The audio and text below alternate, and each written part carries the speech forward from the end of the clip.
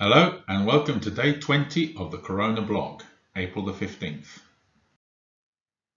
The aims are to learn some English, escape from our daily routines and to see the situation in Italy from the outside and looking back in. My name is Brophy. Here is some background information and a little of what I currently do. Today we're going to look at one key term, the Taoiseach. The Taoiseach is the name for the Prime Minister of Ireland in the Irish language. How is it pronounced? Taoiseach. The Taoiseach at the moment is Leo Eric Varadkar.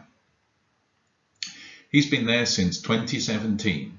He's different from his predecessors. He has an Irish mother and a Pakistani father.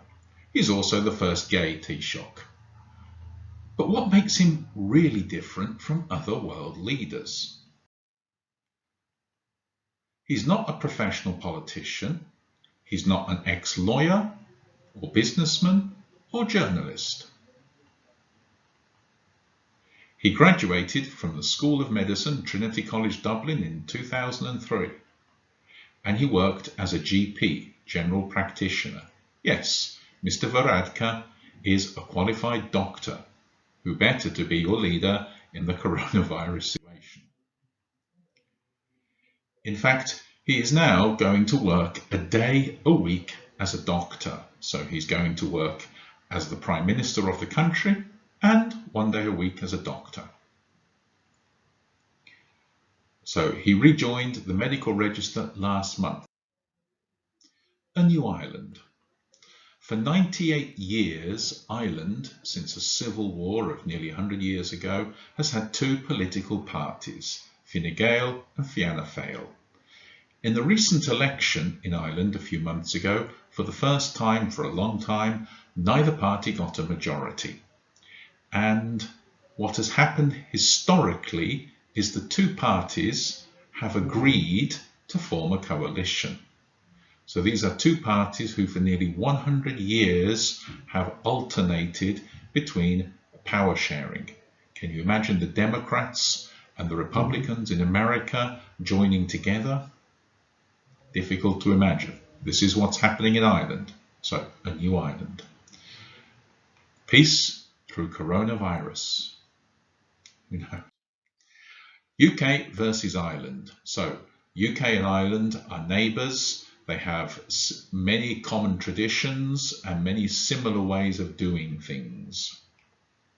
But with coronavirus, Ireland has 6.5 deaths per 100,000 of population, and the UK has over double, 14.81.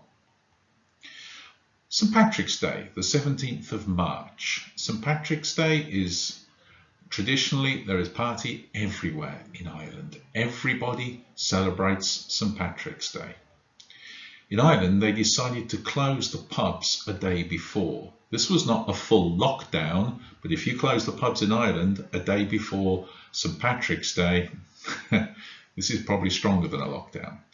The UK didn't enter lockdown until the 23rd of March, over a week later. Maybe the Irish were lucky. We have an expression, the luck of the Irish. Urban. Ireland is 63% urban, UK is 83% urban. We know that the virus loves cities. International. Dublin is a city of around 1 million people. London is a world city. We've seen big international world cities suffering a lot more, starting with Milan, and Madrid and Barcelona, but then really we've seen New York and London, the two major world cities, suffering more than anywhere else in their respective countries. Over 65s, this is the age group most at risk from coronavirus. Ireland has 13% of its population over 65, the UK has 18. Top 10. Which countries have reacted best to the virus? So in which countries do we believe have reacted in terms of how they have approached the virus best? No, it's not Donald. Maybe not. So the top 10 countries, here we can see in position number 1 is Israel, position number 2 Germany. We've mentioned Germany several times, compared to the big European countries such as France, Italy, Spain and the UK, who all have similar statistics now. Germany is much better. The Asian countries, South Korea, also Australia, China, New Zealand, Taiwan, Singapore, Japan and Hong Kong. So nearly all in the East, with the exception of Israel and Germany and Australia and New Zealand. Okay, so today we look at the Taoiseach. We've looked at the current Taoiseach, Leo Varadkar.